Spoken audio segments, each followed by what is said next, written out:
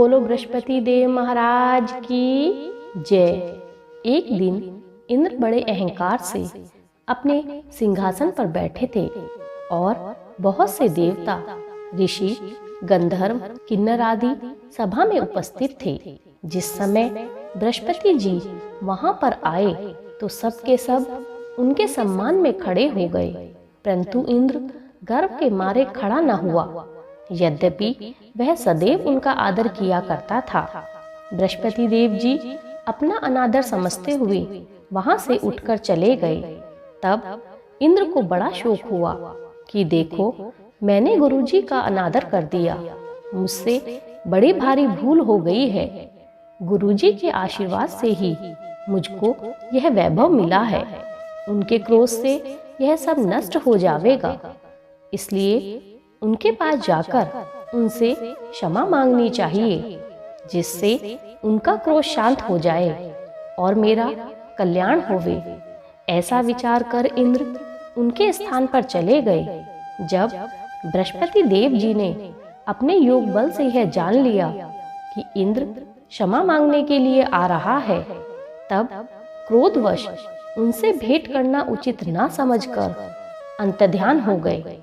जब इंद्र ने बृहस्पति देव जी को घर पर ना पाया, तब निराश होकर वह वापस लौट गया। जब दैत्यों के राजा वृषवर्मा को यह समाचार विदित हुआ, तो उसने अपने गुरु शुक्राचार्य की आज्ञा से इंद्रपुरी को चारों तरफ से घेर लिया। गुरु की कृपा न होने के कारण देवता हारने लगे। तब उन्होंने ब्रह्मा जी को विनय पूर्वक सारा वृतांत कह सुनाया और कहा कि महाराज, दैत्यों से किसी प्रकार बचाइए। तब ब्रह्मा जी कहने लगे कि तुमने बड़ा अपराध किया है, जो गुरुदेव को क्रोधित कर दिया। अब तुम्हारा कल्याण इसी में हो सकता है कि त्वष्टा ब्राह्मण का पुत्र विश्वरूपा बड़ा तपस्वी और ज्ञानी है, उसे अपना पुरोहित बनाओ तो तुम्हारा कल्याण हो सकता है।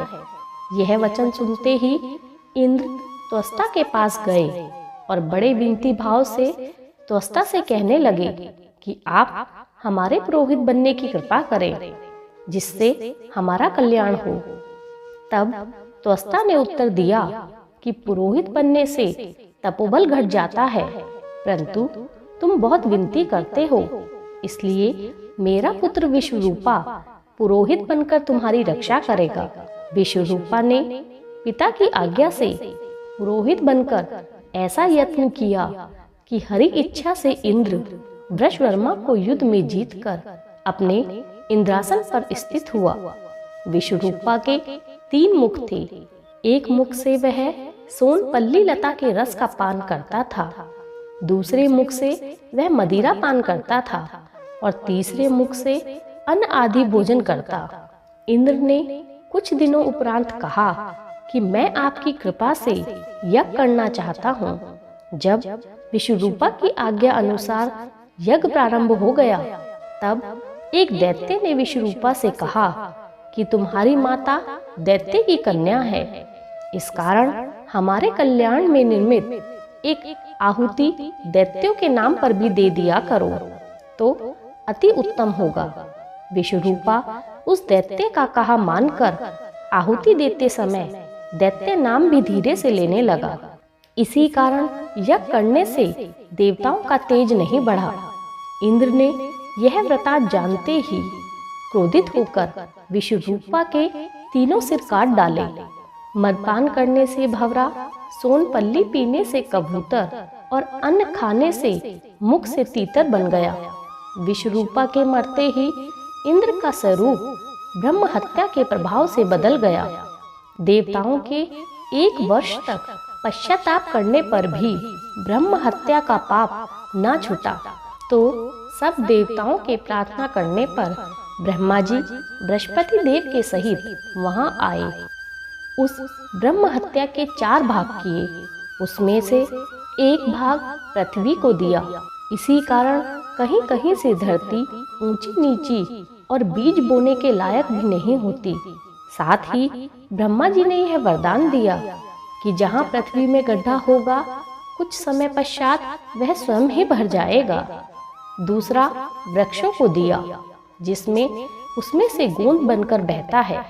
इस कारण गुग्गल के अतिरिक्त सब गोंद अशुद्ध समझे जाते हैं। वृक्षों को यह वरदान दिया कि ऊपर से सूख जाने के पश्चात भी जड़ दोबारा से फूट जाएगी। तीसरा भाग स्त्रियों को दिया। इसी कारण स्त्रियां हर महीने रजस्वला होकर पहले दिन चांडालनी, दूसरे दिन ब्रह्मघातनी, तीसरे दिन धोबिन के समान रहकर चौथे दिन शुद्ध होती हैं और उनको संतान प्राप्ति का वरदान भी दिया। चौथा भाग जल को दिया जिसमें फेन और सिवाल आदि जल के ऊपर आ जाते हैं। जल को यह वरदान भी मिला कि जिस चीज में डाला जाएगा बोझ में बढ़ जाएगी। इस प्रकार इंद्र को ब्रह्म हत्या के पाप से मुक्त किया गया। बोलो बृहस्पति देव महाराज की जय।